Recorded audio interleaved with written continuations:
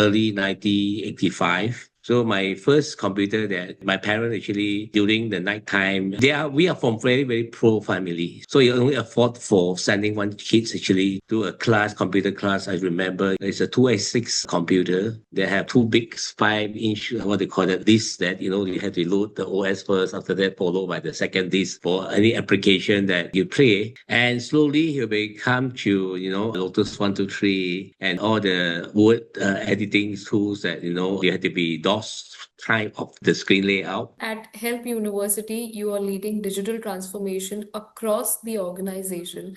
What has been your key focus and what impact are you seeing, especially for a domain like education? So I was able actually to join an institution actually to take lead of the digital transformation. Right. So actually, and you can see because of the pandemic, actually, a lot of industry, including education, actually facing a lot of, transformation. It has to be, it's just pushed towards all the transformation be faster. So as a education institution, we realized that, we had to be keep up to the speed of the industrial and also technology. And you can see that for the last few years, AI, all the thing is being emerging so fast. Technology is being emerging so fast. During the pandemic in early one, those actually survived. Basically, that actually there have been at least 30 or 40% have been adopted to online portals. My point of view that when you do everything online and IoT, everything is connected. So basically that you have to have another risk that are you actually safeguard, are your cybersecurity,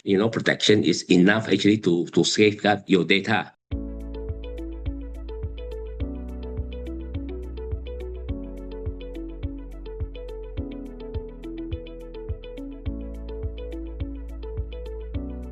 Hello and welcome to the mainstream. I'm Simran Shivalkar, your host for today. This is the new episode of Voice of CIO, and today I have with me Mr. James Thang.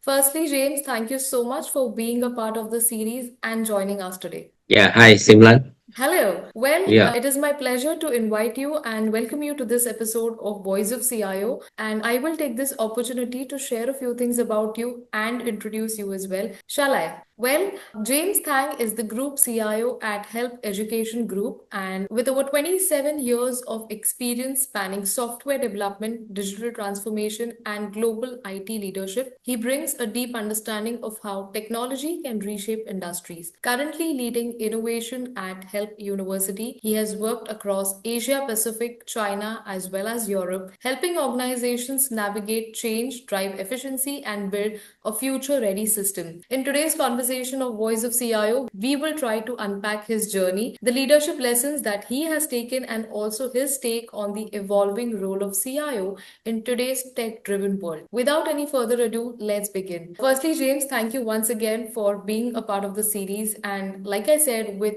nearly 3 decades of experience in this domain, can you tell us about this journey? What has been your inspiration and what has kept you going throughout? Also, if you can tell us about your role at Help University, what's involved? Okay. First, actually, let me make it a little bit of casual. It's like more on storytelling of how actually I embarked in IT. I think it's after my high school study, okay, or during my early high school study, I was first actually have an opportunity to touch, I think if not mistaken, in early 1985. So my first computer that my parents actually during the night time, we are from very, very poor family. So you only afford for sending one kids actually to a computer class. I remember it's a 286 computer. They have two big 5-inch, what they call it, discs that, you have to load the OS first, after that followed by the second disc for any application that you play. And slowly you become to, Lotus 123 and all the word editing tools that, you have to be DOS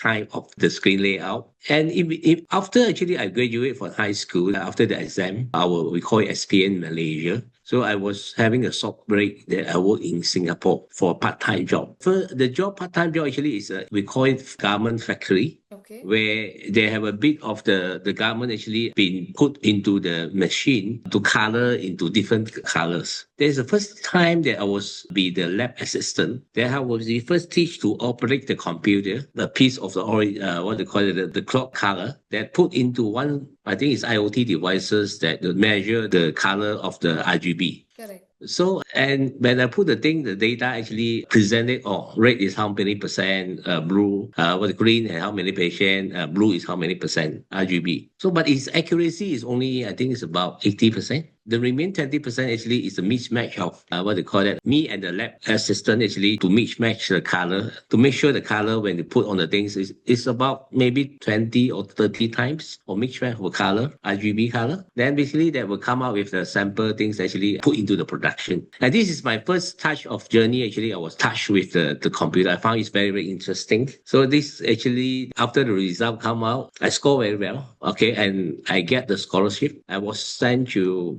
study in Monash University in Australia, which actually I was study in bachelor degree in software engineering. This start my first journey. I still remember the language they taught. I think it's from COBOL to Pascal to even though for the object-oriented language like Eiffel. And then slowly they moved to Java, where we do a lot of projects.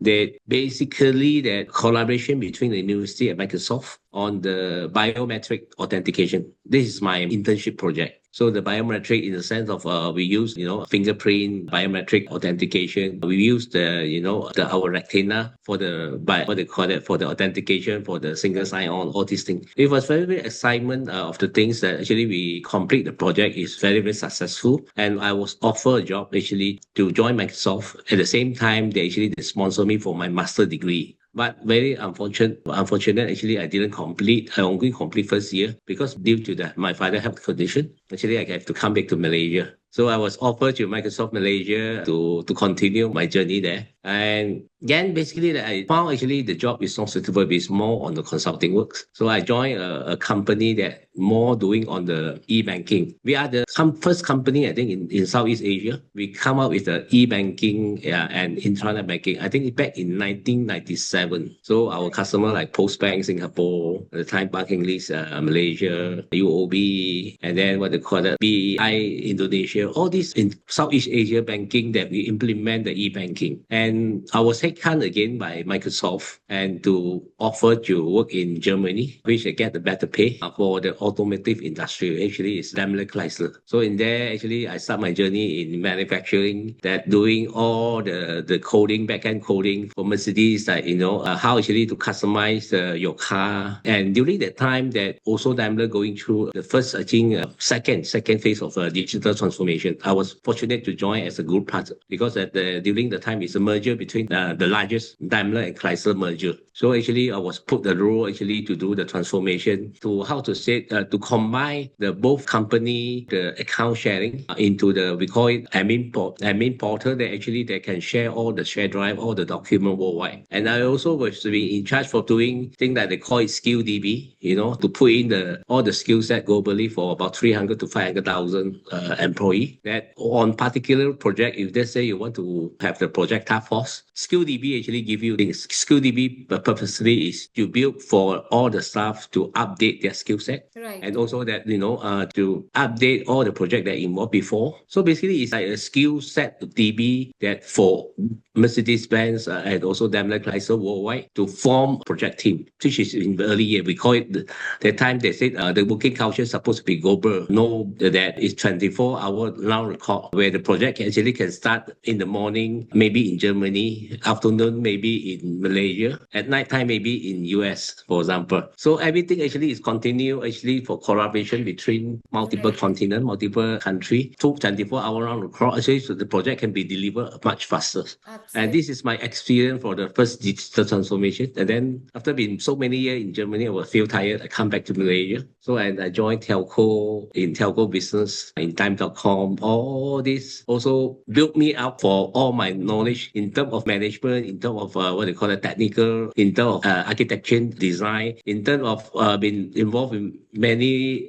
agile development cycle from waterfall to agile. All this basically that shaped me up to take on the CIO role today. And this is part of my journey. Of course, you asked me to talk about 27 years. Maybe that I need few hours actually to talk about the whole cycle of journey. Right. So this is about myself that, and of course, beside work, I'm a person who like to do the arowana fish selling thing. So I groom a lot of world champion of the fish that actually in the arowana fish competition. I win a lot of Interesting. trophy. Yeah, this is all my passion actually in terms of in job and also outside is my hobby. Yeah, Great. yeah. Great. I mean, thank you so much, firstly, James, for giving us a whole and soul view of your journey and your experience throughout. Also, I understand at Help University, you are leading digital transformation across the organization.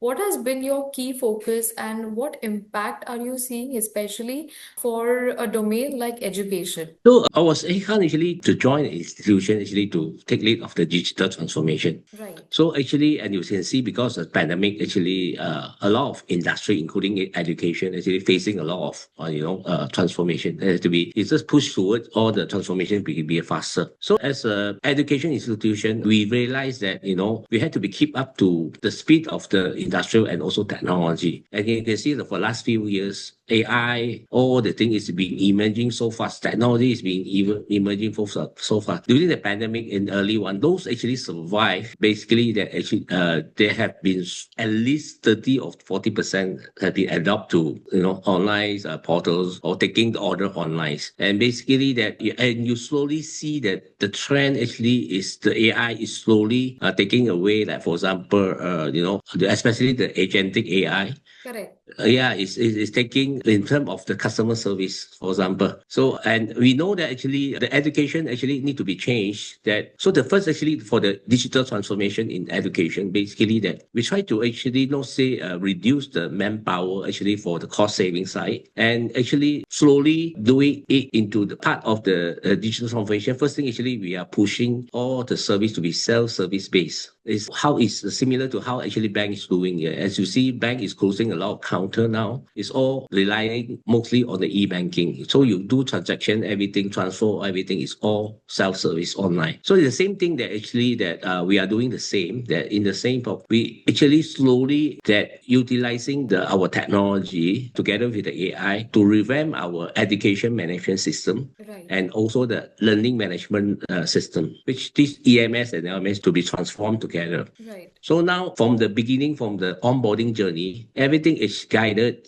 and everything actually with the help of the AI that to make the journey enrolling to be much more user experience, much more guided and also with the help of the AI. For example, let's say you are drop out in the middle of the enrollment, let's say in the payment side. So the next actually the system able to recognize where you stop and using your email ID register and also your phone number. So we are able to retrieve back your last journey where you stop. So you are cut short a lot of redundancy that I need to re-enter my information again. I need to resubmit all my documents. So we cut short all the hassle. So from the onboarding actually towards the on the registration, we make it very very simple and compliant. For example, that with the help of some of the AI that actually help you to verify your student application visa, for example, your passport to be all is using AI based. So with the AI also that help you to check whether your photo for the student actually is that match our standard or not. If not, it had to be re-upload. All these things has to be, and also that doing the eKYC, a simple eKYC to make sure that whatever you submit is really you. Correct. So basically that we cut short a lot of manpower that had to be screened through all the application one by one,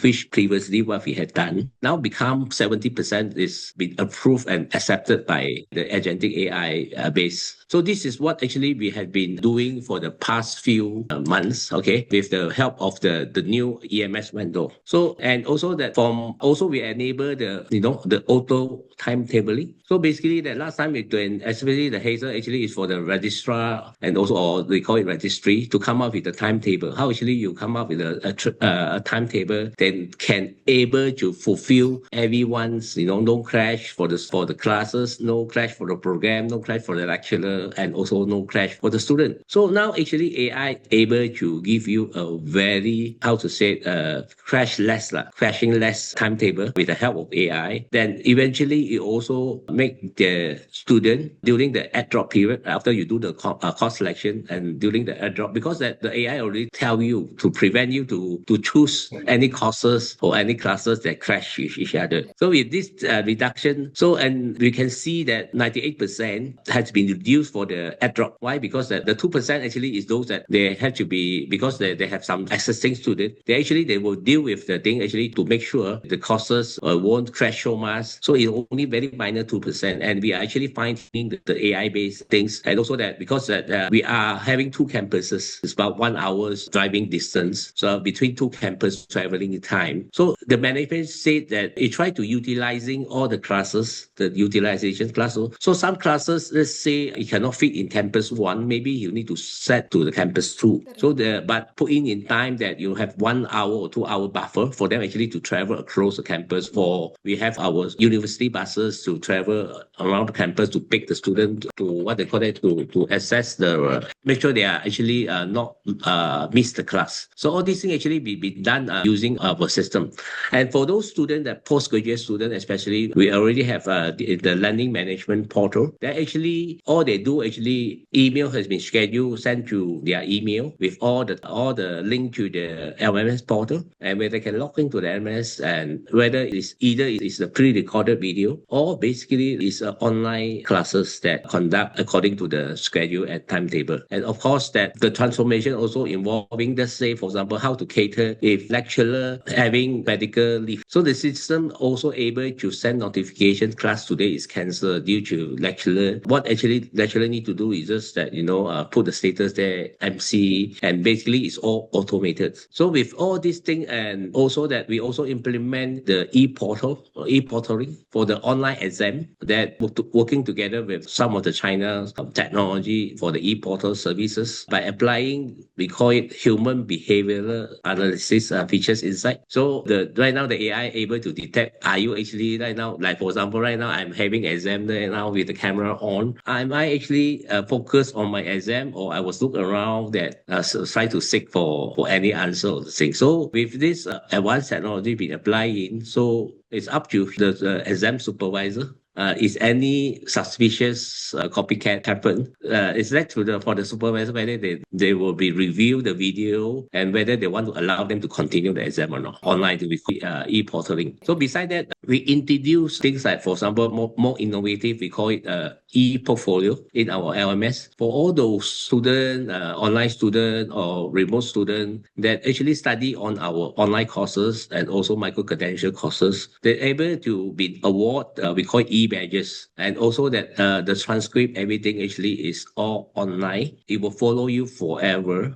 As long as our university is there, your transcript, your pro, all your e-badges will be there. So basically that for our alumni right now, beside that, they have all the e-portfolio where outside industrial, they can easily go to our portal to verify whether this student, that this staff or this employee they're going to hire, they are really, whatever they submitted is actually from Help University or not. So with the identification number or student ID key into our online system, we are able to tell this is our student graduate in which year, under which course, and of course you have to be paid in order to get his transcript. Okay, so you want his transcript, you pay maybe 50 or 100 ringgit Malaysia. The system will allow you to download his transcript, including the e-scroll. So this is part of the thing, that initiative actually to help the university to generate some of the minor income from the online verification certification processes. So this is part of you will ask me to talk about the transformation. There are a hell lot more actually we can do in the university, including that,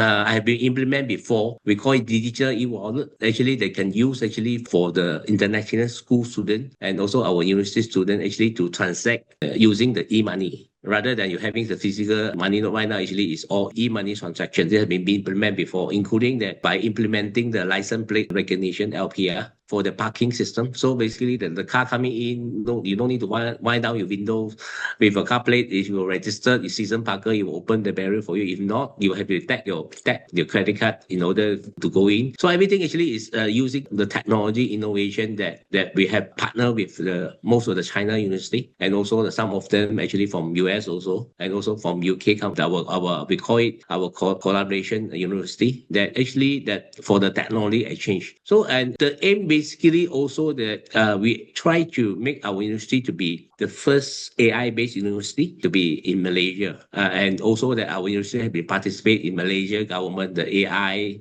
They call it AI Roundtable. They one AI chapter actually for Malaysia AI, what they call it, for all the industry outside, for SME, for enterprise. We have one, we call it consortium, Malaysia AI Consortium, that help actually is as a partner of the university to train more talent actually to champion into AI industry. Yep. Great, great. Thank you so much, James, for once again elaborating so much on the initiatives of digital transformation at Help. Again, taking cues from there, you've said AI has made a lot of impact on kind of moving these kind of initiatives, and the whole process of digital transformation has gained a new impression, sort of, when we talk about today's technology. Against this background, from your perspective, how has the role of CIO changed today in the recent years? How do you see the responsibilities have become kind of, there's a shift in terms of roles and responsibilities when we talk about new age CIOs? So you means the role of CIO has been changed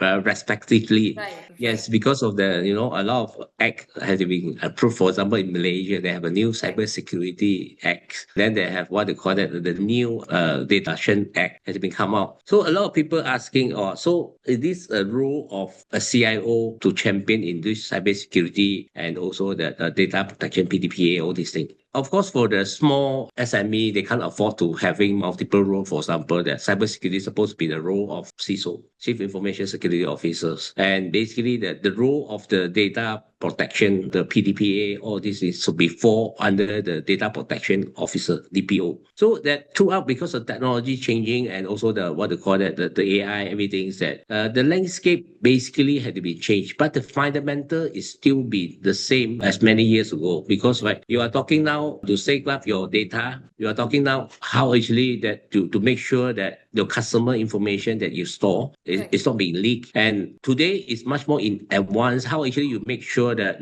all your supply chain is compliant with all the DPA and also the cybersecurity. Because if you will ask me today, AI, of course, that it become a double a knife. You can be used for the good side, and also the AI also can be used at the dark side. Especially now, a lot of cyber attack actually is all agentic AI based attack. Right. So basically that how actually you ensure the malware or the ransomware is not from your collaboration party and also collaboration partner. So all these things actually have to be make the CIO role become much more stressful, I would say. Because right now you not just make sure your institution is safeguard, you also need to make sure that the collaboration partners and also the supplier compliant with all the cybersecurity, at least that the scorecard that has been raised in certain levels. Because you don't want actually all the data you interchange with them. They read the data, not you read the data, but the data actually is your student information. This also will make us caught into trouble. That's like, for example, let's say we work with the partner with the, for the passport verification and e-portaling. And all this actually, the student information had to be involved in order actually to make it works. And how if let's say the e-portaling partner actually is the one to get the data compromised. But in our student, we will say, hey, no, the data actually is giving to you. I know nothing about the e-portaling system. So actually we will be in trouble also. Correct. So now the role actually become much more, I would say, responsibility will be much more heavier, that we have to be work together with the cyber risk and data governance team to make sure actually that our institution is always follow the guideline from the authority and also the latest, software patch around for the system we are using. Great, great. Yeah, yeah. I mean, you said rightly that the role of CIOs and CISOs is quite changing, especially in terms of the guidelines and compliance that we have been following, new and upcoming guidelines in terms of GDPR or DPDPA. So I Yes. think, yes, we are quite observing a shift. But from your point of view, James, what emerging technologies that you think can make some of the biggest impact in terms of education and enterprise in the next couple of years? I think the first thing, as I mentioned, the cybersecurity and also the Right, agentic AI. right. Because in the next few years, you can see now that, probably, for example, let's say, for example, agentic AI. Yes, it is Now, moving now, with now waves. you can see that a lot of online courses and all these things, 8-second recording of me, Right, James, okay, with my voice and my face, it can easily turn into AI tutor or agentic AI actually that with my face, with my right. voice, speak in Germany, speak in France, speak in any language you choose. Correct, correct. Yeah, so we are actually exploring together with deepfake. Deepfake actually that actually we have actually explored deepfake. A lot of people think deepfake actually is a scam tool that to use it to scam people, all these things. But if you think in positive side, if deepfake can make you, why deepfake cannot use it for teaching? Right, Yeah, turn yourself into 24 hour by 7 online pre-recorded that teaching, and basically that with the future of technology, I believe that it can be real time AI tutor that actually talking to you, like for example asking question and able to give you the answer in human like form. So correct. you are not sure whether you are really talking to a real person or you are talking to agentic AI Agent, correct. avatar. So this is the things that I will see in the futures, and also that AI in existing that in terms of production, the accuracy, and in terms of that, for example, especially in industrial, they need a lot of mathematic calculation. For example, the space technology, they have to calculate how many fuel needed to go to the Mars, for example. What is the weight, what is the thrust. In terms of the AI in a lot of things, for example, AI in transportation, that it will be based on the information feed. It will be suggest you what is the best time for you to depart. Let's say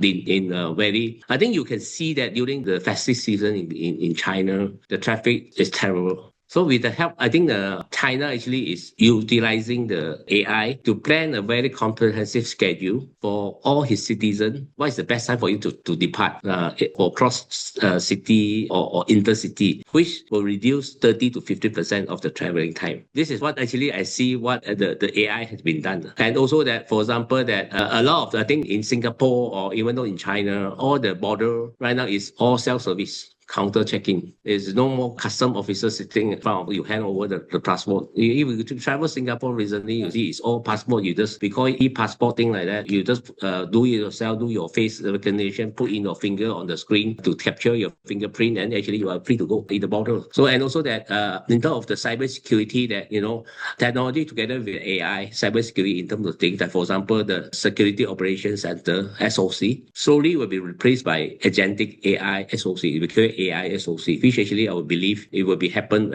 in very, very soon. And also that another emerging thing actually is all the data analytics, and also that we call it predictive analysis. This also become because big data is become much more common. A lot of data is being collected in terms of, like for example, especially from online shopping. Then basically that will be pushed toward using the things that you will become a target audience, that you even though that you familiar of social media, you only push the topic or item or shopping cart list that you are interested. How they know what is your interested, that there are many algorithms that, for example, you always like to see for example a lipstick, for example, or you always like to stop for a while to watching all the perfume or any car video. So all these things has been big data that have been collected from all the shopping platform, from all the social media, and those giant like Google, Facebook, they already have substantive data actually that will learn your behavior and learn all the things. So the kids today, I think, in terms of in education, kids today, I think they learn better from YouTube. For example, my daughter, he learned the American accent from one of the what they call it, YouTuber from United States. So and he learned a lot of things. Like for example, that the school teaching become supplement.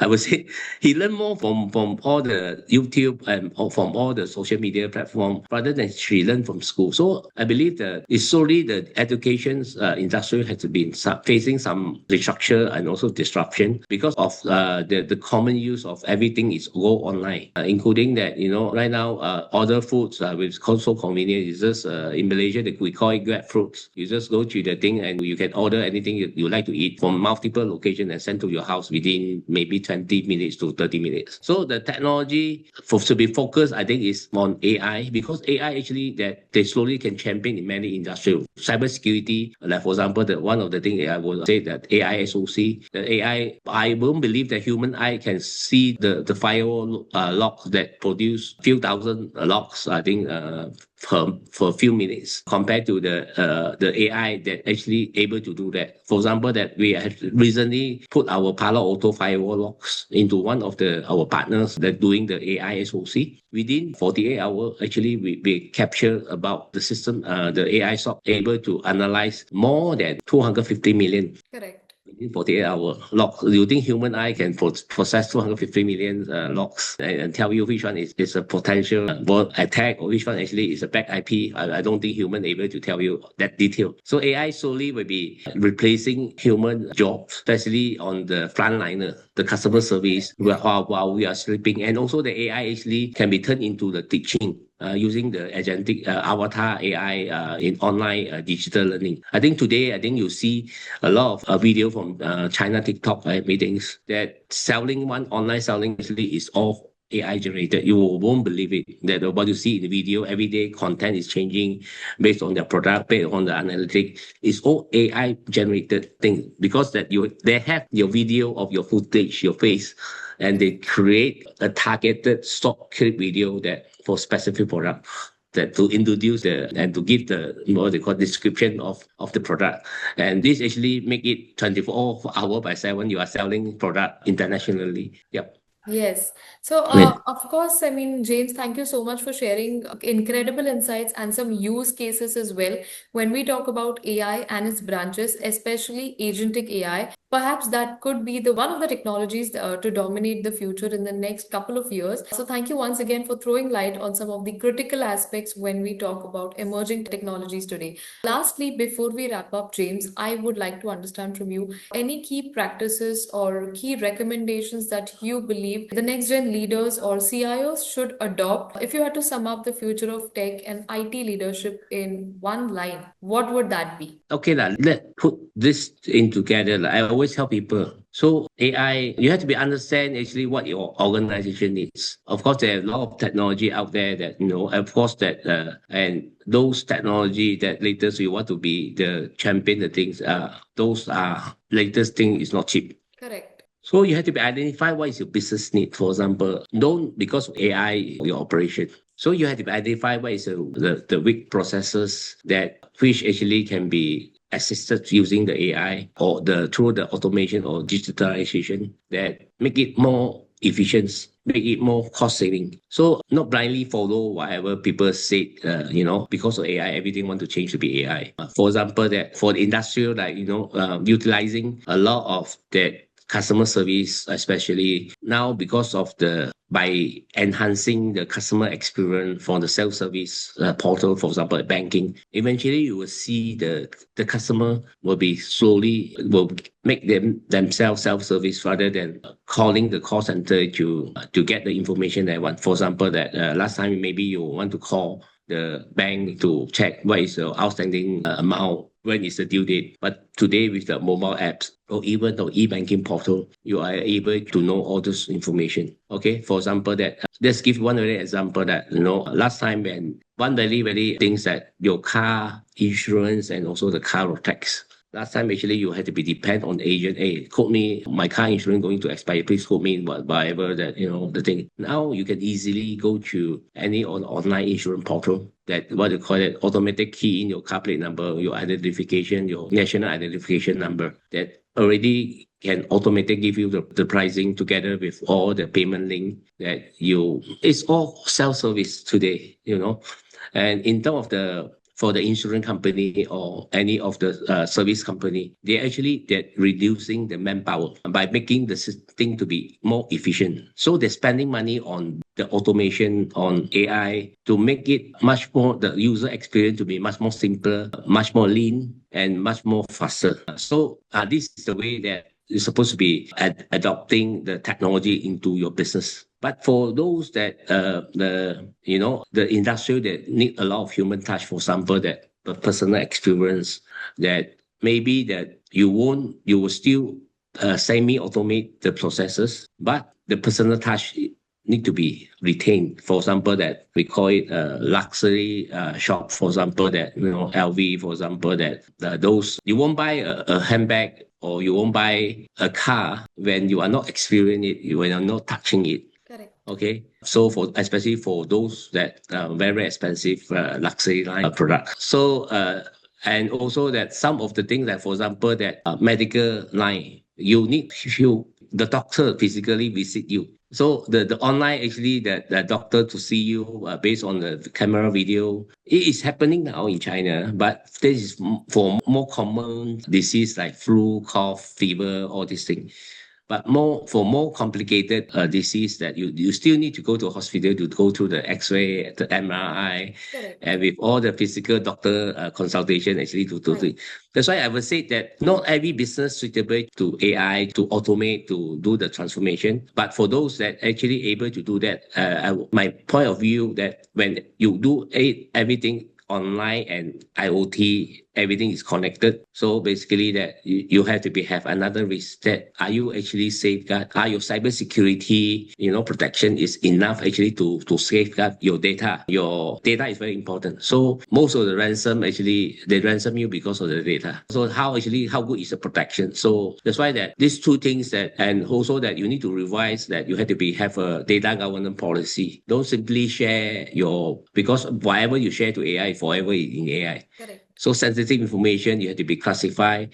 You have to, before submitting for the AI to process, that you need to make sure that we are compliant. We are not leaking any customer personal information that could comply with all the PDPA. Yeah, Absolutely, absolutely. yeah. Thank you so much for giving out these key practices and some best recommendations from your end, reflecting from your journey and sharing some critical insights in today's episode. Well, while we wrap up, I just would like to thank you once again, because I'm sure our viewers and our audience has a lot to take away from this session from a global perspective. So thank you once again, and I look forward to connect with you once again. Yeah, thank you, Simran, for spending 45 minutes with me. Very, very appreciate it. I will see you next time. Absolutely, absolutely. Thank you so much. Yeah, thank you.